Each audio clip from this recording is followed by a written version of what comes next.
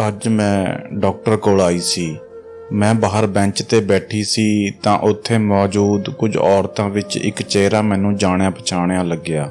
पहलां तां मैनूं अपणीआं अखां ते यकीन ही नहीं आया कि इह ओह कुड़ी है, पर फिर मैं उसनूं ध्यान नाल देखिया तां मैनूं यकीन हो गया कि इह तां ओही कुड़ी है जो मेरे पेके साडे घर दे पिछे रहिंदी सी। मैं बेंच तों उठ के उसदे कोल गई ਅਤੇ ਉਸਨੂੰ ਕਿਹਾ, ਗੁੜੀਆ ਤੂੰ ਇੱਥੇ ਕਿਵੇਂ? ਉਹ ਮੈਨੂੰ ਦੇਖ ਕੇ ਹੈਰਾਨ ਹੋ ਗਈ ਅਤੇ ਬੋਲੀ, ਦੀਦੀ ਤੁਸੀਂ? ਉਸਦੀ ਗੱਲ ਅਧੂਰੀ ਰਹਿ ਗਈ ਸੀ। ਮੈਂ ਉਸਨੂੰ ਕਿਹਾ, ਹਾਂ, ਪਰ ਤੂੰ ਇੱਥੇ ਕਿਵੇਂ? ਮੇਰੇ ਇਸ ਸਵਾਲ 'ਤੇ ਉਹ ਰੋਣ ਲੱਗੀ। ਮੈਂ ਉਸਨੂੰ ਗੱਲ ਨਾਲ ਲਾ ਲਿਆ ਤਾਂ ਜੋ ਉਸਨੂੰ ਥੋੜ੍ਹੀ ਜਿਹੀ ਤਸੱਲੀ ਹੋਵੇ, ਕਿਉਂਕਿ ਉਹ ਮੈਨੂੰ ਬਹੁਤ ਜ਼ਿਆਦਾ ਦੁਖੀ ਲੱਗ ਰਹੀ ਸੀ। ਉਸਨੂੰ ਦੇਖ ਕੇ ਮੈਂ ਪੁੱਛਿਆ ਕਿ ਤੂੰ ਇੱਥੇ ਕਿਵੇਂ ਆਈ? ਉਸ ਦੀਆਂ ਮੋਟੀਆਂ-ਮੋਟੀਆਂ ਖੂਬਸੂਰਤ ਅੱਖਾਂ ਵਿੱਚੋਂ ਹੰਝੂ ਆਉਣ ਲੱਗੇ ਸਨ। ਉਸ ਦੀ ਮਾਸੂਮੀਅਤ ਨੇ ਮੇਰਾ ਦਿਲ ਮੋਹ ਲਿਆ ਸੀ। ਉਹ ਬਹੁਤ ਸੋਹਣੀ ਲੱਗ ਰਹੀ ਸੀ। ਉਹ 16 ਸਾਲ ਦੀ ਇੱਕ ਖੂਬਸੂਰਤ ਕੁੜੀ ਸੀ। ਉਹ ਬੋਲੀ, ਦੀਦੀ ਮੈਂ ਤੁਹਾਨੂੰ ਕੀ ਦੱਸਾਂ, ਤੁਹਾਨੂੰ ਤਾਂ ਪਤਾ ਹੀ ਹੈ ਮੈਂ ਸ਼ੁਰੂ ਤੋਂ ਹੀ ਬੇਸਹਾਰਾ ਜ਼ਿੰਦਗੀ ਬਿਤਾਈ ਹੈ। ਮੇਰੇ ਪਾਪਾ ਦੇ ਇਸ ਦੁਨੀਆ ਤੋਂ ਜਾਣ ਤੋਂ ਬਾਅਦ ਮੇਰੇ ਮਾਮਾ ਸਾਨੂੰ ਆਪਣੇ ਘਰ ਲੈ ਗਏ ਸੀ, ਪਰ ਮਾਮਾ ਜੀ ਦਾ ਵਰਤਾਓ ਸਾਡੇ ਪ੍ਰਤੀ ਬਿਲਕੁਲ ਵੀ ਚੰਗਾ ਨਹੀਂ ਸੀ। ਕੁਝ ਸਾਲ ਹੀ ਲੰਘੇ ਸਨ ਕਿ ਮਾਂ ਵੀ ਚੱਲ ਬਸੀ। ਮੈਂ ਉਸ ਘਰ ਵਿੱਚ ਬਿਲਕੁਲ ਇਕੱਲੀ ਹੋ ਗਈ ਸੀ। ਹਰ ਆਦਮੀ ਦਾ ਚਿਹਰਾ ਮੈਨੂੰ ਅਜਨਬੀ ਲੱਗਣ ਲੱਗ ਗਿਆ ਸੀ। ਉਸ ਘਰ ਵਿੱਚ ਕੋਈ ਵੀ ਮੇਰਾ ਆਪਣਾ ਨਹੀਂ ਸੀ। ਬਸ ਇੱਕ ਮੇਰੀ ਮਾਮੀ ਸੀ ਜੋ ਮੇਰਾ ਧਿਆਨ ਰੱਖਦੀ ਸੀ। ਉਹ ਮੈਨੂੰ ਆਪਣੀ ਧੀ ਦੀ ਤਰ੍ਹਾਂ ਸਮਝਦੀ ਸੀ। ਇੱਕ ਰਾਤ ਸਾਡੇ ਘਰ ਵਿੱਚ ਇੱਕ ਛੋਟੀ ਜਿਹੀ ਮੀਟਿੰਗ ਚੱਲ ਰਹੀ ਸੀ। मैं अपने कमरे ਵਿੱਚ बैठी पढ़ रही सी कि अचानक लाइट चली गई। ਮੰਮੀ ਦੇ ਇਸ ਦੁਨੀਆ ਤੋਂ ਜਾਣ ਤੋਂ ਬਾਅਦ ਮੈਨੂੰ ਹਨੇਰੇ ਤੋਂ ਬਹੁਤ ਡਰ ਲੱਗਦਾ ਸੀ। ਮੇਰਾ ਦਿਲ ਜ਼ੋਰ-ਜ਼ੋਰ ਨਾਲ ਧੜਕ ਰਿਹਾ ਸੀ। ਮੈਂ ਕਮਰੇ ਵਿੱਚੋਂ ਨਿਕਲ ਕੇ ਬਾਹਰ ਭੱਜੀ।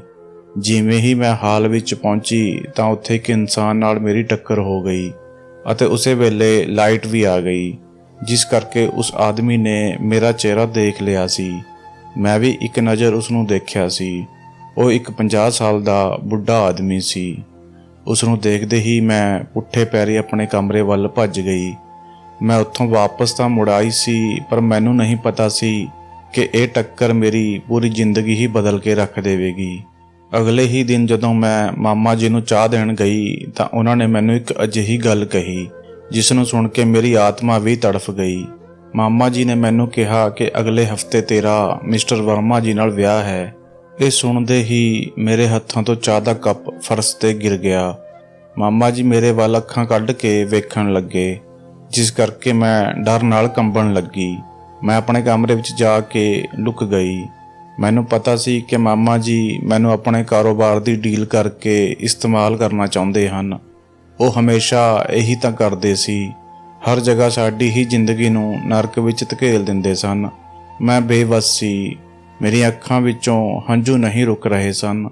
ਮੈਨੂੰ ਤਾਂ ਹਾਲੇ ਬਹੁਤ ਪੜ੍ਹਨਾ ਸੀ, ਪਰ ਇਹ ਸਭ ਮੇਰੇ ਨਾਲ ਕੀ ਜ਼ੁਲਮ ਕਰਨ ਜਾ ਰਹੇ ਸਨ। ਥੋੜ੍ਹੀ ਦੇਰ ਵਿੱਚ ਮਾਮੀ ਆਈ, ਜੋ ਕਿ ਬਹੁਤ ਚੰਗੀ ਔਰਤ ਸੀ। ਉਹਨਾਂ ਨੇ ਆਪਣੇ ਹੱਥ ਵਿੱਚ ਕੱਪੜਿਆਂ ਦਾ ਥਾਲ ਫੜਿਆ ਹੋਇਆ ਸੀ। ਉਹ ਮੇਰੇ ਕੋਲ ਆ ਕੇ ਕਹਿਣ ਲੱਗੀ, ਕੱਲ੍ਹ ਤੇਰਾ ਵਿਆਹ ਹੈ। ਇਹ ਜੋੜਾ ਆਇਆ ਹੈ ਤੇਰੇ ਸਹੁਰੇ ਘਰ ਤੋਂ।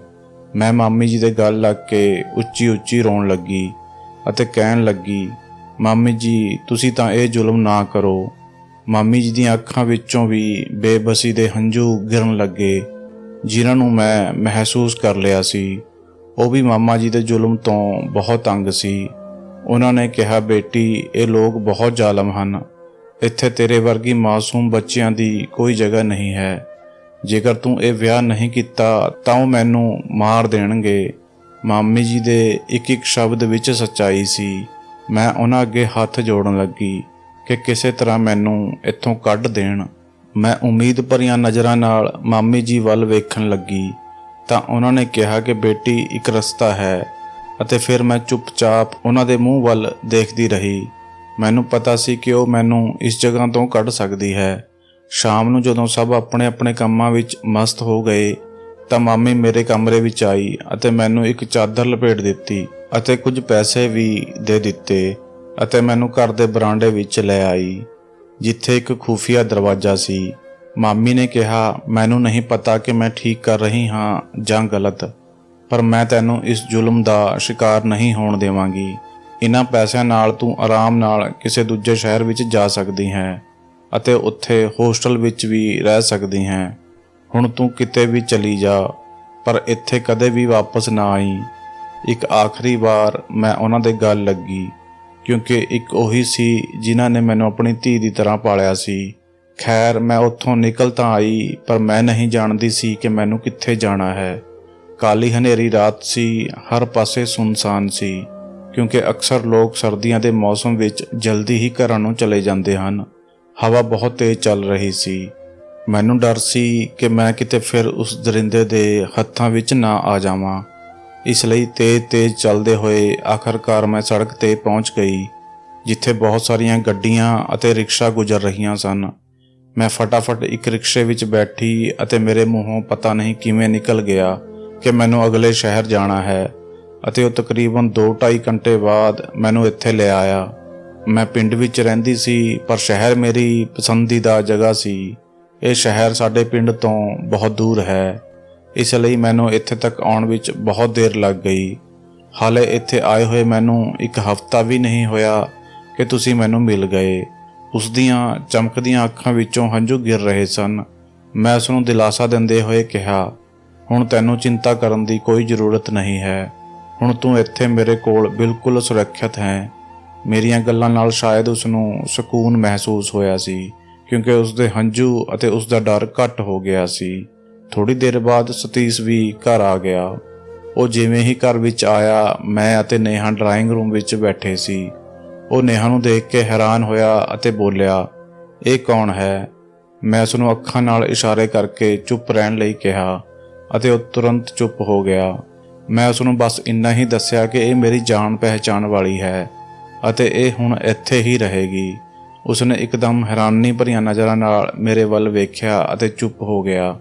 ਮੈਨੂੰ ਪਤਾ ਸੀ ਕਿ ਉਸ ਨੂੰ ਇਸ ਗੱਲ ਤੇ ਕੋਈ ਇਤਰਾਜ਼ ਨਹੀਂ ਹੋਵੇਗਾ, ਕਿਉਂਕਿ ਉਹ ਮੈਨੂੰ ਬਹੁਤ ਪਿਆਰ ਕਰਦਾ ਸੀ।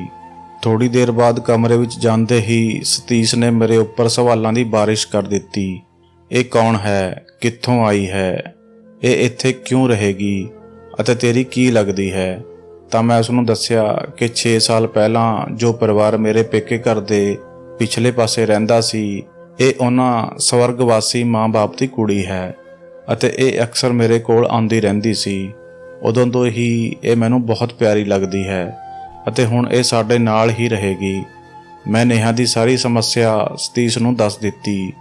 ਉਹ ਇੱਕਦਮ ਗੁੱਸੇ ਵਿੱਚ ਬੋਲਿਆ ਕਿ ਇਹ ਤੂੰ ਕੀ ਕਰ ਦਿੱਤਾ ਹੈ? ਜੇਕਰ ਉਸਦੇ ਘਰ ਵਾਲੇ ਇੱਥੇ ਤੱਕ ਆ ਗਏ ਤਾਂ ਉਹ ਤੈਨੂੰ ਅਤੇ ਮੈਨੂੰ ਜਾਨ ਤੋਂ ਮਾਰ ਦੇਣਗੇ। ਮੈਂ ਉਸ ਨੂੰ ਸਮਝਾਇਆ ਕਿ ਇਹ ਸ਼ਹਿਰ ਹੈ ਅਤੇ ਅਸੀਂ ਇੰਨੇ ਵੀ ਗਏ ਗੁਜ਼ਰੇ ਨਹੀਂ ਹਾਂ ਕਿ ਉਹ ਇਸ ਬੱਚੀ ਤੇ ਜ਼ੁਲਮ ਕਰਨਗੇ ਅਤੇ ਅਸੀਂ ਹੱਥ ਤੇ ਹੱਥ ਧਰ ਕੇ ਬੈਠੇ ਰਹਾਂਗੇ। ਪਰ ਸਤੀਸ਼ ਕਿਸੇ ਤਰ੍ਹਾਂ ਵੀ ਮੇਰੀ ਗੱਲ ਮੰਨਣ ਨੂੰ ਤਿਆਰ ਨਹੀਂ ਸੀ। ਉਹ ਕਹਿ ਰਿਹਾ ਸੀ ਕਿ ਕੱਲ ਨੂੰ ਕੋਈ ਊਚ ਨੀਚ ਹੋ ਗਈ ਤਾਂ ਸਭ ਤੋਂ ਜ਼ਿਆਦਾ ਨੁਕਸਾਨ ਸਾਡੇ ਦੋਵਾਂ ਦਾ ਹੋਵੇਗਾ। ਮੈਂ ਉਸ ਨੂੰ ਦੱਸਿਆ ਕਿ ਇਹ ਸਾਡੇ ਕੋਲ ਸੁਰੱਖਿਅਤ ਹੈ, ਕਿਸੇ ਨੂੰ ਕੋਈ ਸ਼ੱਕ ਨਹੀਂ ਹੋਵੇਗਾ। ਇਨਸਾਨੀਅਤ ਦੇ ਨਾਤੇ ਹੀ ਸਹੀ ਉਸ ਨੂੰ ਘਰ ਵਿੱਚ ਰਹਿਣ ਦੀ ਆਗਿਆ ਦੇ ਦਿਓ। ਮੇਰੀ ਇਹ ਗੱਲ ਸੁਣ ਕੇ ਉਹ ਚੁੱਪ ਹੋ ਗਿਆ ਅਤੇ ਮੈਨੂੰ ਵੀ ਥੋੜੀ ਜਿਹੀ ਤਸੱਲੀ ਹੋ ਗਈ ਸੀ, ਕਿਉਂਕਿ ਮੈਨੂੰ ਨਹੀਂ ਪਤਾ ਸੀ ਕਿ ਮੇਰਾ ਇਹ ਫੈਸਲਾ ਮੈਨੂੰ ਕਿੰਨਾ ਭਾਰੀ ਪੈ ਸਕਦਾ ਹੈ। ਖੈਰ, ਦਿਨ ਗੁਜ਼ਰਦੇ ਚਲੇ ਜਾ ਰਹੇ ਸਨ। ਹੌਲੀ-ਹੌਲੀ ਨੇਹਾ ਆਪਣੇ ਆਪ ਨੂੰ ਮੇਰੇ ਘਰ ਵਿੱਚ ਸੁਰੱਖਿਅਤ ਮਹਿਸੂਸ ਕਰਨ ਲੱਗੀ ਸੀ, ਪਰ ਬਹੁਤ ਜ਼ਿਆਦਾ ਬੋਲਦੀ ਨਹੀਂ ਸੀ। ਅਕਸਰ ਚੁੱਪ ਹੀ ਰਹਿੰਦੀ ਸੀ ਅਤੇ ਉਸਦੀ ਇਹ ਚੁੱਪ ਉਸਦੀ ਮਾਸੂਮੀਅਤ ਨੂੰ 4 ਚੰਨ ਲਗਾ ਦਿੰਦੀ ਸੀ। ਉਸਦੀਆਂ ਅੱਖਾਂ ਬਹੁਤ ਚਮਕਦਾਰ ਸਨ, ਜਿਸ ਵਿੱਚ ਉਸਦੇ ਵਧੀਆ ਭਵਿੱਖ ਦੀ ਝਲਕ ਨਜ਼ਰ ਆਉਂਦੀ ਸੀ। ਹੁਣ ਉਹ 16 ਸਾਲ ਦੀ ਹੋਣ ਵਾਲੀ ਸੀ। ਮੈਂ ਉਸਦਾ ਐਡਮਿਸ਼ਨ ਸ਼ਹਿਰ ਦੇ ਵਧੀਆ ਕਾਲਜ ਵਿੱਚ ਕਰਵਾ ਦਿੱਤਾ ਸੀ ਅਤੇ ਮੇਰੀ ਹੀ ਗੱਡੀ ਉਸਨੂੰ ਰੋਜ਼ ਕਾਲਜ ਤੋਂ ਲੈਣ ਅਤੇ ਛੱਡਣ ਦਾ ਕੰਮ ਕਰਦੀ ਸੀ। ਉੱਥੇ ਜਾ ਕੇ ਵੀ ਉਸਦੇ ਸੁਭਾਅ ਵਿੱਚ ਕੋਈ ਬਦਲਾਅ ਨਹੀਂ ਆਇਆ ਸੀ। ਉਹ ਉਸੇ ਤਰ੍ਹਾਂ ਹੀ ਸ਼ਾਂਤ ਸੁਭਾਅ ਦੀ ਕੁੜੀ ਸੀ। ਉਸਦੀ BA ਦੀ ਪੜ੍ਹਾਈ ਪੂਰੀ ਹੋਣ ਵਾਲੀ ਸੀ। ਮੈਨੂੰ ਉਸਦੀ ਬਹੁਤ ਆਦਤ ਹੋ ਗਈ ਸੀ। ਮੇਰੀ ਔਲਾਦ ਨਹੀਂ ਸੀ, ਪਰ ਨੇਹਾ ਦੇ ਆਉਣ ਨਾਲ ਮੇਰਾ ਇਕੱਲਾਪਨ ਦੂਰ ਹੋ ਚੁੱਕਿਆ ਸੀ। ਅਸੀਂ ਆਪਣੇ ਬੀਤੇ ਹੋਏ ਸਮੇਂ ਨੂੰ ਭੁਲਾ ਕੇ ਇੱਕ ਬਹੁਤ ਵਧੀਆ ਜ਼ਿੰਦਗੀ ਗੁਜ਼ਾਰ ਰਹੇ ਸੀ ਕਿ ਅਚਾਨਕ ਇੱਕ ਦਿਨ ਘਰ ਦੀ ਘੰਟੀ ਵੱਜੀ। ਪਰ ਘੰਟੀ ਵਜਾਉਣ ਵਾਲਿਆਂ ਨੂੰ ਪਤਾ ਨਹੀਂ ਕੀ ਜਲਦੀ ਸੀ ਕਿ ਉਹਨਾਂ ਨੇ ਘੰਟੀ ਤੋਂ 1 ਸਕਿੰਟ ਲਈ ਵੀ ਹੱਥ ਨਹੀਂ ਚੁੱਕਿਆ। ਅਸੀਂ ਸਭ ਫਟਾਫਟ ਕਮਰਿਆਂ ਵਿੱਚੋਂ ਬਾਹਰ ਆਏ। ਜਿਵੇਂ ਹੀ ਅਸੀਂ ਬਾਹਰ ਆਏ, ਇੱਕ ਵੱਡੀ ਦਾੜੀ ਵਾਲਾ ਆਦਮੀ ਆਪਣੇ ਨਾਲ 4-5 ਆਦਮੀ ਲੈ ਕੇ ਘਰ ਦੇ ਅੰਦਰ ਦਾਖਲ ਹੋ ਚੁੱਕਿਆ ਸੀ। ਉਸ ਨੂੰ ਦੇਖਦੇ ਹੀ ਨੇਹਾ ਮੇਰੇ ਪਿੱਛੇ ਲੁਕ ਗਈ। ਉਸੇ ਵੇਲੇ ਮੈਨੂੰ ਸਮਝ ਆ ਗਿਆ ਸੀ ਕਿ ਅੱਜ ਕੋਈ ਵੱਡੀ ਘਟਨਾ ਹੋਣ ਵਾਲੀ ਹੈ। ਉਹ ਕਹਿ ਰਿਹਾ ਸੀ ਕਿ ਆਖਰ ਕਦੋਂ ਤੱਕ ਤੂੰ ਸਾਡੀ ਕੁੜੀ ਨੂੰ ਆਪਣੇ ਕੋਲ ਰੱਖੇਂਗੀ। ਇੱਕ ਨਾ ਇੱਕ ਦਿਨ ਇਸ ਨੂੰ ਅਸੀਂ ਲੈ ਜਾਣਾ ਹੈ ਅਤੇ ਉਹ ਦਿਨ ਅੱਜ ਆ ਗਿਆ ਹੈ। ਸਾਡੇ ਸਾਹਮਣੇ ਖੜਾ ਆਦਮੀ ਕੋਈ ਹੋਰ ਨਹੀਂ ਬਲਕਿ ਨੇਹਾ ਦਾ ਮਾਮਾ ਸੀ। ਉਹੀ ਆਦਮੀ ਜਿਸ ਨੇ ਨੇਹਾ ਨੂੰ ਘਰ ਤੋਂ ਭੱਜਣ ਲਈ ਮਜਬੂਰ ਕਰ ਦਿੱਤਾ ਸੀ। ਸਤੀਸ਼ ਮੇਰੇ ਨੇੜੇ ਹੈਰਾਨ ਪਰੇਸ਼ਾਨ ਖੜਾ ਸੀ। ਮੇਰੀ ਤਾਂ ਜਾਨ ਹਲਕ ਵਿੱਚ ਆ ਗਈ ਸੀ। ਮੈਨੂੰ ਕੁਝ ਵੀ ਸਮਝ ਨਹੀਂ ਆ ਰਿਹਾ ਸੀ ਕਿ ਕੀ ਕਰਾਂ, ਪਰ ਮੈਂ ਇੰਨੀ ਆਸਾਨੀ ਨਾਲ ਨੇਹਾ ਨੂੰ ਉਸ ਦਰਿੰਦੇ ਦੇ ਹਵਾਲੇ ਨਹੀਂ ਕਰ ਸਕਦੀ ਸੀ। ਉਹ ਵਿਚਾਰੀ ਡਰੀ ਹੋਈ ਸਿਰਫ ਮੇਰੇ ਸਹਾਰੇ ਖੜੀ ਸੀ। ਉਹ ਆਦਮੀ ਅੱਗੇ ਵਧਿਆ। ਉਸਨੇ ਬੇਰਹਿਮੀ ਨਾਲ ਨੇਹਾ ਦਾ ਹੱਥ ਫੜਨ ਲਈ ਜਿਵੇਂ ਹੀ ਹੱਥ ਅੱਗੇ ਕੀਤਾ, ਮੇਰੇ ਮੂੰਹ ਵਿੱਚੋਂ ਪਤਾ ਨਹੀਂ ਕਿਵੇਂ ਨਿਕਲ ਗਿਆ, ਇਹ ਸਤੀਸ਼ ਦੀ ਪਤਨੀ ਹੈ। ਉਸ ਆਦਮੀ ਦਾ ਵੱਧਦਾ ਹੋਇਆ ਹੱਥ ਉੱਥੇ ਹੀ ਰੁਕ ਗਿਆ ਅਤੇ ਸਤੀਸ਼ ਨੇ ਇੱਕਦਮ ਮੇਰੇ ਵੱਲ ਵੇਖਿਆ। ਨੇਹਾ ਦਾ ਕੰਬਣਾ ਸਨਾਟੇ ਵਿੱਚ ਬਦਲ ਗਿਆ ਸੀ। ਨੇਹਾ ਦੇ ਮਾਮੇ ਨੇ ਕਿਹਾ, ਇਹ ਕੀ ਬਕਵਾਸ ਕਰ ਰਹੀ ਹੈ? ਮੈਂ ਹਿੰਮਤ ਕਰਦੇ ਹੋਏ ਕਿਹਾ, ਮੈਂ ਬਕਵਾਸ ਨਹੀਂ ਕਰ ਰਹੀ, ਇਹੀ ਸੱਚ ਹੈ। ਇਹ ਮੇਰੇ ਪਤੀ ਦੀ ਪਤਨੀ ਬਣ ਚੁੱਕੀ ਹੈ। ਤਾਂ ਉਹ ਆਦਮੀ ਜ਼ੋਰ-ਜ਼ੋਰ ਨਾਲ ਹੱਸਣ ਲੱਗਿਆ। ਉਸ ਦੇ ਹਾਸੇ ਵਿੱਚ ਇੱਕ ਅਜੀਬ ਜਿਹੀ ਦਹਿਸ਼ਤ ਸੀ। ਉਹ ਲਾਲ ਅੱਖਾਂ ਨਾਲ ਸਤੀਸ਼ ਵੱਲ ਵੇਖਦੇ ਹੋਏ ਇੱਕਦਮ ਬੋਲਿਆ, ਤੈਨੂੰ ਸ਼ਰਮ ਨਹੀਂ ਆਉਂਦੀ? ਇੱਕੋ ਵੇਲੇ 2 ਪਤਨੀਆਂ ਰੱਖਦੇ ਹੋਏ। ਸਤੀਸ਼ ਚੁੱਪ ਰਿਹਾ।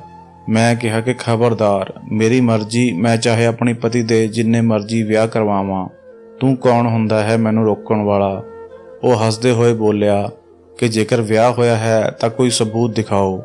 ਉਸ ਵੇਲੇ ਮੈਨੂੰ ਅਹਿਸਾਸ ਹੋਇਆ ਕਿ ਇਹ ਝੂਠ ਬੋਲ ਕੇ ਮੈਂ ਕਿੰਨੀ ਵੱਡੀ ਗਲਤੀ ਕਰ ਦਿੱਤੀ ਹੈ।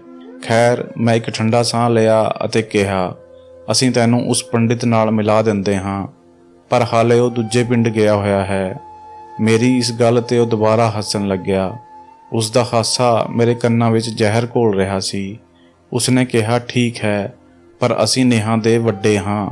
ਸਾਡੇ ਸਾਹਮਣੇ ਉਸ ਦਾ ਦੁਬਾਰਾ ਵਿਆਹ ਹੋਵੇਗਾ, ਤਾਂ ਹੀ ਅਸੀਂ ਇਸ ਵਿਆਹ ਨੂੰ ਮੰਨਾਂਗੇ। ਉਸ ਦਾ ਇਹ ਕਹਿਣਾ ਸੀ ਕਿ ਮੇਰੇ ਦਿਲ ਵਿੱਚੋਂ ਇੱਕ ਜ਼ੋਰਦਾਰ ਆਵਾਜ਼ ਨਿਕਲੀ। ਮੈਨੂੰ ਲੱਗਿਆ ਕਿ ਅੱਜ ਮੈਂ ਇੱਕ ਅਨਾਥ ਬੱਚੀ ਨੂੰ ਬਚਾਉਂਦੇ ਕਿਤੇ ਆਪ ਹੀ ਇਸ ਦੁਨੀਆ ਤੋਂ ਨਾ ਚਲੀ ਜਾਵਾਂ। ਦਸੰਬਰ ਦੇ ਮਹੀਨੇ ਵਿੱਚ ਮੇਰਾ ਸਰੀਰ ਪਸੀਨੇ ਨਾਲ ਭਿੱਜ ਗਿਆ ਸੀ ਅਤੇ ਸਤੀਸ਼ ਦੀਆਂ ਅੱਖਾਂ ਵਿੱਚ ਸਵਾਲ ਹੁਣ ਗੁੱਸੇ ਵਿੱਚ ਬਦਲਣ ਲੱਗੇ ਸਨ। ਮੈਂ ਦਿਲ ਹੀ ਦਿਲ ਵਿੱਚ ਪ੍ਰਾਰਥਨਾ ਕਰ ਰਹੀ ਸੀ ਕਿ ਸਤੀਸ਼ ਕੁਝ ਉਲਟਾ ਸਿੱਧਾ ਨਾ ਬੋਲ ਦੇਵੇ ਅਤੇ ਰੱਬ ਨੇ ਮੇਰੀ ਇੱਜ਼ਤ ਵੀ ਰੱਖ ਲਈ ਸੀ। ਮੈਂ ਪਿੱਛੇ ਮੁੜ ਕੇ ਨੇਹਾ ਵੱਲ ਦੇਖਿਆ ਤਾਂ ਉਹ ਵਿਚਾਰੀ ਡਰ ਨਾਲ ਕੰਬ ਰਹੀ ਸੀ ਅਤੇ ਉਸ ਦੇ ਹੰਝੂ ਲਗਾਤਾਰ ਵਹਿ ਰਹੇ ਸਨ। ਮੇਰੇ ਕੋਲ ਉਸ ਸਮੇਂ ਨੇਹਾ ਨੂੰ ਬਚਾਉਣ ਦਾ ਹੋਰ ਕੋਈ ਰਸਤਾ ਨਹੀਂ ਸੀ।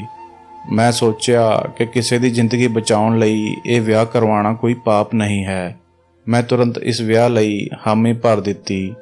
ਪੰਡਿਤ ਜੀ ਨੂੰ ਬੁਲਾਇਆ ਜਾ ਰਿਹਾ ਸੀ। ਸਤੀਸ਼ ਨੇ ਮੈਨੂੰ ਇਕੱਲੇ ਵਿੱਚ ਬੁਲਾਇਆ ਅਤੇ ਬੋਲਿਆ, ਇਹ ਤੂੰ ਕੀ ਕਰ ਰਹੀ ਹੈ? ਤੂੰ ਇਸ ਕੁੜੀ ਨੂੰ ਮੇਰੇ ਸਿਰ ਤੇ ਕਿਉਂ ਬਿਠਾ ਰਹੀ ਹੈ? ਮੈਂ ਸਤੀਸ਼ ਦੇ ਅੱਗੇ ਹੱਥ ਜੋੜੇ ਅਤੇ ਉਸ ਨੂੰ ਕਿਹਾ, ਪਲੀਜ਼ ਇਹ ਵਿਆਹ ਕਰ ਲਓ। ਇਸ ਬੱਚੀ ਦੀ ਜ਼ਿੰਦਗੀ ਦਾ ਸਵਾਲ ਹੈ। ਬਸ ਇਹ ਮਾਮਲਾ ਰਫਾ ਦਫਾ ਹੋ ਜਾਵੇ, ਫਿਰ ਤੁਸੀਂ ਉਸ ਨੂੰ ਤਲਾਕ ਦੇ ਦਿਓ। ਮੇਰੇ ਵੱਲੋਂ ਮਿੰਨਤਾਂ ਕਰਨ ਤੇ ਉਹ ਮੰਨ ਗਿਆ ਸੀ। ਨੇਹਾ ਵਿਚਾਰੀ ਤਾਂ ਗੁੰਮਸੁੰਮ ਬੈਠੀ ਸੀ। ਉਸ ਨੂੰ ਕੁਝ ਸਮਝ ਨਹੀਂ ਆ ਰਿਹਾ ਸੀ ਕਿ ਉਸ ਦੇ ਨਾਲ ਕੀ ਹੋ ਰਿਹਾ ਹੈ। ਮੈਂ ਉਸ ਨੂੰ ਗਲੇ ਲਗਾ ਕੇ ਪਿਆਰ ਕੀਤਾ। ਉਸ ਨੂੰ ਸਮਝਾਇਆ ਕਿ ਸਭ ਠੀਕ ਹੋ ਜਾਵੇਗਾ। ਪੰਡਿਤ ਜੀ ਵੀ ਆ ਚੁੱਕੇ ਸਨ ਅਤੇ ਮੈਂ ਆਪਣੇ ਪਤੀ ਨੂੰ ਆਪਣੇ ਹੱਥਾਂ ਨਾਲ ਕਿਸੇ ਹੋਰ ਦੇ ਹਵਾਲੇ ਕਰਨ ਲਈ ਤਿਆਰ ਸੀ। ਨੇਹਾ ਦੀਆਂ ਅੱਖਾਂ ਰੋ ਰੋ ਕੇ ਲਾਲ ਹੋ ਚੁੱਕੀਆਂ ਸਨ। ਉਹ ਤਾਂ ਸੋਚ ਵੀ ਨਹੀਂ ਸਕਦੀ ਸੀ ਕਿ ਉਸ ਦੇ ਨਾਲ ਅਜਿਹਾ ਵੀ ਹੋ ਸਕਦਾ ਹੈ ਅਤੇ ਉਹ ਇਸ ਤਰ੍ਹਾਂ ਕਿਸੇ ਵਿਆਹੁਤਾ ਆਦਮੀ ਦੀ ਔਰਤ ਬਣ ਜਾਵੇਗੀ। ਮੈਂ ਜਿਸ ਤਰ੍ਹਾਂ ਇਹ ਕੌੜਾ ਘੁੱਟ ਭਰਿਆ ਸੀ, ਇਹ ਸਿਰਫ ਮੈਂ ਹੀ ਜਾਣਦੀ ਸੀ। ਵਿਆਹ ਹੋ ਗਿਆ ਸੀ ਅਤੇ ਹਰ ਫੇਰੇ ਦੇ ਨਾਲ ਮੈਂ ਆਪਣੇ ਦਿਲ ਉੱਤੇ ਪੱਥਰ ਰੱਖ ਕੇ ਆਪਣੇ ਆਪ ਨੂੰ ਸੰਭਾਲ ਰਹੀ ਸੀ। ਨੇਹਾ ਦਾ ਮਾਮਾ ਆਪਣੀ ਭਾਣਜੀ ਦਾ ਵਿਆਹ ਹੁੰਦੇ ਹੀ ਉੱਥੋਂ ਵਾਪਸ ਚਲਾ ਗਿਆ ਅਤੇ ਸਾਡੇ ਤਿੰਨਾਂ ਦੀ ਜ਼ਿੰਦਗੀ ਨੂੰ ਇੱਕ ਅਜੀਬ ਜਿਹੀ ਉਲਝਣ ਵਿੱਚ ਫਸਾ ਕੇ ਛੱਡ ਗਿਆ। ਸਾਡੇ ਤਿੰਨਾਂ ਕੋਲ ਇੱਕ ਦੂਜੇ ਨੂੰ ਕਹਿਣ ਲਈ ਕੁਝ ਵੀ ਨਹੀਂ ਬਚਿਆ ਸੀ। ਬਹੁਤ ਦੇਰ ਤੱਕ ਚੁੱਪ ਬੈਠਣ ਤੋਂ ਬਾਅਦ ਸਤੀਸ਼ ਉੱਠ ਕੇ ਕਮਰੇ ਵਿੱਚ ਚਲਾ ਗਿਆ। ਮੈਂ ਹਿੰਮਤ ਕਰਕੇ ਨੇਹਾ ਦੇ ਕੋਲ ਗਈ ਅਤੇ ਉਸ ਨੂੰ ਵੀ ਪਿਆਰ ਕੀਤਾ। ਉਹ ਸ਼ਾਇਦ ਮੈਨੂੰ ਆਪਣੀ ਤਕਲੀਫ ਸ਼ਬਦਾਂ ਵਿੱਚ ਦੱਸ ਨਹੀਂ ਸਕਦੀ ਸੀ ਅਤੇ ਮੈਂ ਆਪ ਵੀ ਕੁਝ ਅਜਿਹੀ ਹਾਲਤ ਵਿੱਚ ਸੀ, ਪਰ ਉਸ ਵੇਲੇ ਮੈਨੂੰ ਆਪਣੇ ਆਪ ਨੂੰ ਮਜ਼ਬੂਤ ਰੱਖਣਾ ਸੀ। ਸਤੀਸ਼ ਇਹ ਵਿਆਹ ਲਈ ਬਿਲਕੁਲ ਵੀ ਤਿਆਰ ਨਹੀਂ ਸੀ। ਮੈਂ ਉਸ ਨੂੰ ਸਮਝਾਉਂਦੀ ਰਹਿੰਦੀ ਕਿ ਇਹ ਸਿਰਫ ਨਾਮ ਦਾ ਵਿਆਹ ਹੈ, ਤੁਸੀਂ ਕੁਝ ਦਿਨਾਂ ਵਿੱਚ ਹੀ ਨੇਹਾ ਨੂੰ ਤਲਾਕ ਦੇ ਦਿਓ। ਪਰ ਉਹ ਹੁਣ ਹੋਰ ਜ਼ਿਆਦਾ ਗੁੰਮਸੁੰਮ ਹੋ ਗਿਆ ਸੀ। ਮੇਰਾ ਹਰ ਦਿਨ ਉਹਨਾਂ ਦੋਨਾਂ ਨੂੰ ਤਸੱਲੀ ਦੇਣ ਵਿੱਚ ਹੀ ਗੁਜ਼ਰ ਜਾਂਦਾ ਸੀ। ਮੈਂ ਆਪ ਆਪਣੀ ਜ਼ਿੰਦਗੀ ਤੋਂ ਅੱਕ ਗਈ ਸੀ। ਨੇਹਾ ਦੇ ਮਾਮੇ ਦੀ ਸਾਡੇ ਉੱਪਰ ਕੜੀ ਨਜ਼ਰ ਸੀ।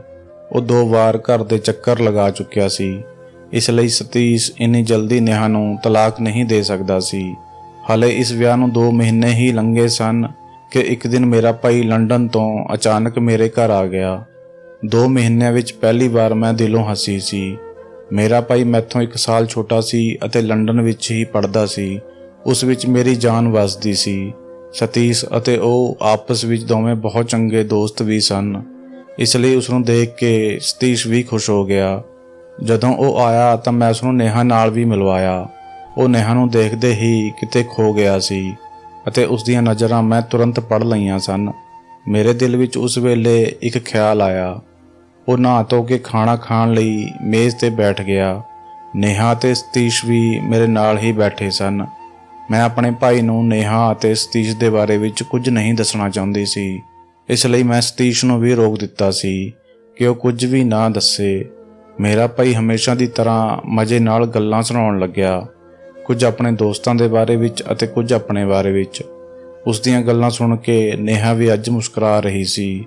ਉਸ ਦੇ ਚਿਹਰੇ ਤੇ ਮੁਸਕਰਾਹਟ ਬਹੁਤ ਸੋਹਣੀ ਲੱਗਦੀ ਸੀ।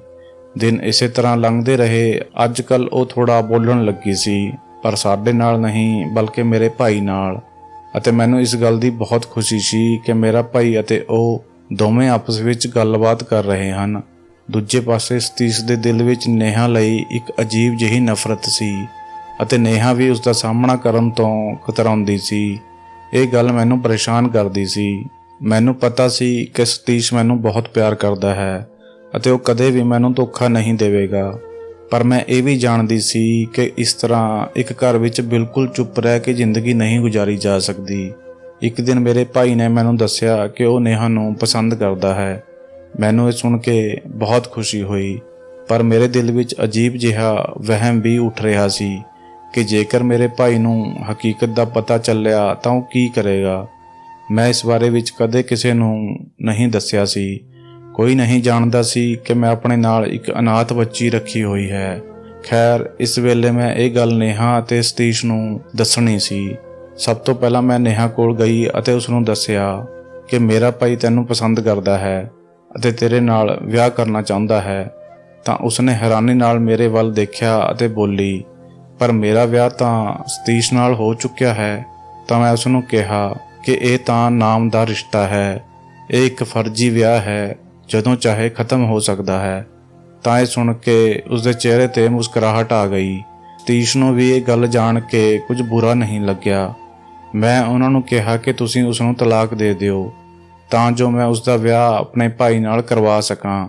ਸਤੀਸ਼ ਨੇ ਕਿਹਾ ਕਿ ਠੀਕ ਹੈ, ਹਲੇ ਤਾਂ ਮੈਨੂੰ ਇੱਕ ਮੀਟਿੰਗ ਦੇ ਸਿਲਸਿਲੇ ਵਿੱਚ ਇਸ ਸ਼ਹਿਰ ਤੋਂ ਬਾਹਰ ਜਾਣਾ ਹੈ। ਜਿਵੇਂ ਹੀ ਮੈਂ ਵਾਪਸ ਆਵਾਂਗਾ ਤਾਂ ਇਸ ਨੂੰ ਤਲਾਕ ਦੇ ਦੇਵਾਂਗਾ।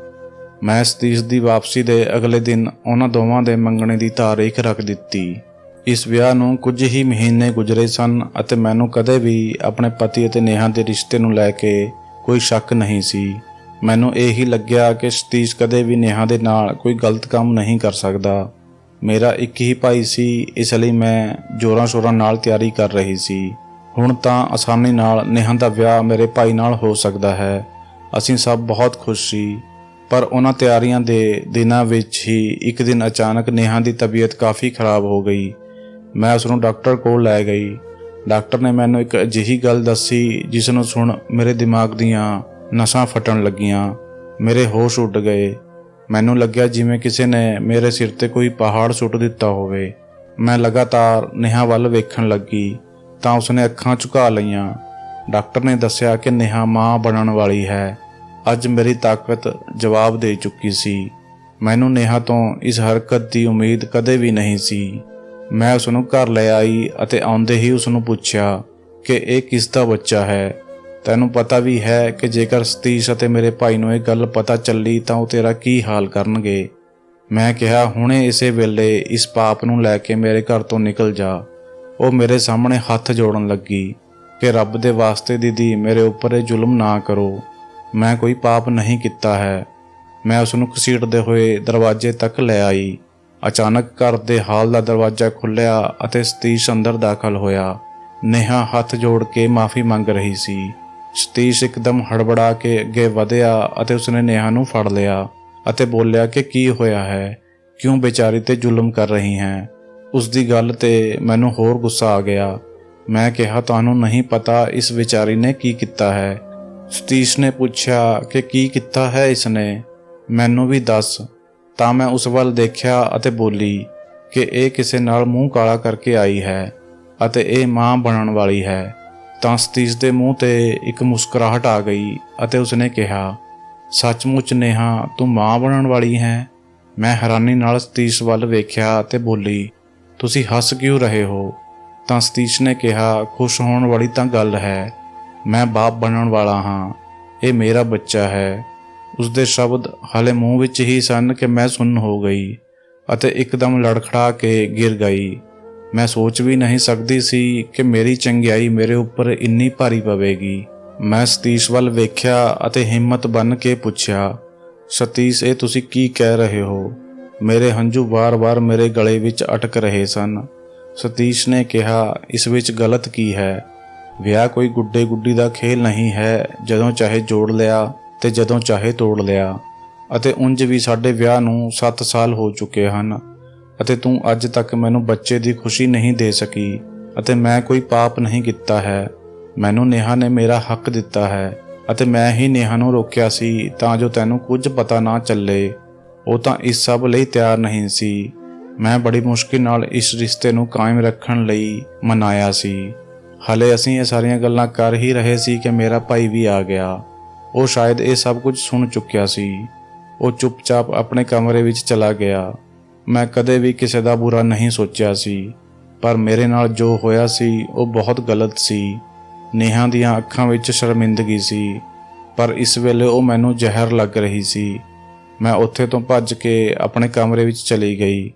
ਮੈਨੂੰ ਕੁਝ ਸਮਝ ਨਹੀਂ ਆ ਰਿਹਾ ਸੀ ਕਿ ਮੈਂ ਕੀ ਕਰਾਂ, ਕਿਸ ਤਰ੍ਹਾਂ ਇਸ ਮੁਸ਼ਕਿਲ ਦਾ ਸਾਹਮਣਾ ਕਰਾਂ। ਮੈਂ ਆਪਣੇ ਕਮਰੇ ਵਿੱਚ ਜਾਂਦੇ ਹੀ ਰੋਣ ਲੱਗੀ। ਕੋਈ ਵੀ ਔਰਤ ਕਿਵੇਂ ਆਪਣੇ ਪਤੀ ਦੇ ਨਾਲ ਦੂਜੀ ਔਰਤ ਨੂੰ ਬਰਦਾਸ਼ਤ ਕਰ ਸਕਦੀ ਹੈ? ਫਿਰ ਅਚਾਨਕ ਮੇਰੇ ਦਿਲ ਵਿੱਚ ਖਿਆਲ ਆਇਆ ਕਿ ਮੈਂ ਗਲਤ ਰੋ ਰਹੀ ਹਾਂ, ਮੇਰੇ ਇਹ ਹੰਝੂ ਬੇਕਾਰ ਹਨ। ਜਦੋਂ ਸਤੀਸ਼ ਖੁਸ਼ ਹੈ ਤਾਂ ਫਿਰ ਮੈਂ ਕਿਉਂ ਜ਼ੋਰ ਪਾ ਰਹੀ ਹਾਂ? ਅਤੇ ਸਤੀਸ਼ ਦੀ ਗੱਲ ਵੀ ਤਾਂ ਗਲਤ ਨਹੀਂ ਸੀ। ਔਲਾਦ ਕੌਣ ਨਹੀਂ ਚਾਹੁੰਦਾ? ਸਤੀਸ਼ ਦੀ ਮੰਗ ਨਾਜਾਇਜ਼ ਤਾਂ ਨਹੀਂ ਸੀ। ਉਸ ਵਿਚਾਰੀ ਦਾ ਤਾਂ ਕੋਈ ਕਸੂਰ ਨਹੀਂ ਸੀ। ਮੈਂ ਖੁਦ ਉਸ ਮਾਸੂਮ ਕੁੜੀ ਨੂੰ ਇਸ ਰਿਸ਼ਤੇ ਵਿੱਚ ਬੰਨ੍ਹਿਆ ਸੀ ਅਤੇ ਸਤੀਸ਼ ਤਾਂ ਮਰਦ ਹੈ, ਉਸਨੇ ਆਪਣਾ ਹੱਕ ਹੀ ਤਾਂ ਮੰਗਿਆ ਹੈ। ਉਹ ਤਾਂ ਨੇਹਾ ਨੂੰ ਪਸੰਦ ਵੀ ਨਹੀਂ ਕਰਦਾ ਸੀ। ਉਸਨੇ ਇਹ ਸਭ ਕੁਝ ਮੇਰੇ ਪਿਆਰ ਵਿੱਚ ਹੀ ਤਾਂ ਕੀਤਾ ਸੀ। ਬਸ ਉਹਨਾਂ ਸੋਚਾਂ ਵਿੱਚ ਗੁੰਮ ਮੈਂ ਉੱਥੋਂ ਇੱਕ ਫੈਸਲਾ ਕਰਕੇ ਉੱਠ ਖੜੀ ਹੋਈ ਅਤੇ ਕਮਰੇ ਵਿੱਚੋਂ ਬਾਹਰ ਨਿਕਲ ਆਈ। ਮੇਰੇ ਦਿਲ ਵਿੱਚੋਂ ਉਹ ਬੋਝ ਹਟ ਗਿਆ ਸੀ। ਮੈਂ ਸਿੱਧੀ ਨੇਹਾ ਦੇ ਕੋਲ ਗਈ ਅਤੇ ਉਸਨੂੰ ਗਲੇ ਲਗਾ ਲਿਆ। ਮੈਂ ਉਸਨੂੰ ਸੱਚੇ ਦਿਲ ਨਾਲ ਸਵੀਕਾਰ ਕਰ ਚੁੱਕੀ ਸੀ। ਸਤੀਸ਼ ਵੀ ਬਹੁਤ ਖੁਸ਼ ਸੀ। ਸਤੀਸ਼ ਦੀ ਮੁਹੱਬਤ ਘੱਟ ਨਹੀਂ ਹੋਈ ਸੀ। ਮੇਰਾ ਭਾਈ ਅਗਲੇ ਹੀ ਦਿਨ ਉੱਥੋਂ ਲੰਡਨ ਚਲਾ ਗਿਆ ਸੀ। ਉਸਨੇ ਮੈਨੂੰ ਕੋਈ ਸ਼ਿਕਾਇਤ ਨਹੀਂ ਕੀਤੀ। ਸਾਡੇ ਘਰ ਵਿੱਚ ਇੱਕ ਬੇਟੇ ਦਾ ਜਨਮ ਹੋਇਆ। ਅਸੀਂ ਸਭ ਇਕੱਠੇ ਰਹਿੰਦੇ ਹਾਂ ਅਤੇ ਬਹੁਤ ਖੁਸ਼ ਵੀ ਹਾਂ। ਨੇਹਾ ਨੂੰ ਮੈਂ ਛੋਟੀ ਭੈਣ ਦੀ ਤਰ੍ਹਾਂ ਪਿਆਰ ਕਰਦੀ ਹਾਂ। ਨੇਹਾ ਦਾ ਬੇਟਾ ਮੈਨੂੰ ਵੱਡੀ ਮਾਂ ਕਹਿ ਕੇ ਬੁਲਾਉਂਦਾ ਹੈ। ਨੇਹਾ ਮੇਰੀ ਬਹੁਤ ਇੱਜ਼ਤ ਕਰਦੀ ਹੈ ਅਤੇ ਨੇਹਾ ਦਾ ਬੇਟਾ ਮੇਰੇ ਸਤੀਸ਼ ਦਾ ਖੂਨ ਹੈ, ਉਸਦੀ ਔਲਾਦ ਹੈ, ਇਸ ਲਈ ਉਹ ਮੈਨੂੰ ਬਹੁਤ ਪਿਆਰਾ ਹੈ। ਜੇਕਰ ਮੈਂ ਉਸ ਵੇਲੇ ਕੋਈ ਗਲਤ ਕਦਮ ਚੁੱਕ ਲੈਂਦੀ ਤਾਂ ਸ਼ਾਇਦ ਮੈਂ ਆਪਣੇ ਨਾਲ ਸਤੀਸ਼ ਅਤੇ ਨੇਹਾ ਦੀ ਵੀ ਜ਼ਿੰਦਗੀ ਬਰਬਾਦ ਕਰ ਬੈਠਦੀ। ਰੱਬ ਨੇ ਮੈਨੂੰ ਕੋਈ ਵੱਡਾ ਪਾਪ ਕਰਨ ਤੋਂ ਬਚਾ ਲਿਆ। ਤਾਂ ਦੋਸਤੋ, ਇਹ ਸੀ ਸਾਡੀ ਅੱਜ ਦੀ ਕਹਾਣੀ। ਤੁਹਾਡਾ ਕੀ ਖਿਆਲ ਹੈ ਇਸ ਕਹਾਣੀ ਦੇ ਬਾਰੇ ਵਿੱਚ ਕਮੈਂਟ ਕਰਕੇ ਸਾਨੂੰ ਜ਼ਰੂਰ ਦੱਸਿਓ। ਵੀਡੀਓ ਨੂੰ ਲਾਈਕ, ਸ਼ੇਅਰ ਅਤੇ ਸਬਸਕ੍ਰਾਈਬ ਕਰਨਾ ਨਾ ਭੁੱਲਿਓ। ਮਿਲਦੇ ਹਾਂ ਤੁਹਾਨੂੰ ਅਗਲੀ ਵੀਡੀਓ ਵਿੱਚ। ਤਦ ਤੱਕ ਲਈ ਧੰਨਵਾਦ।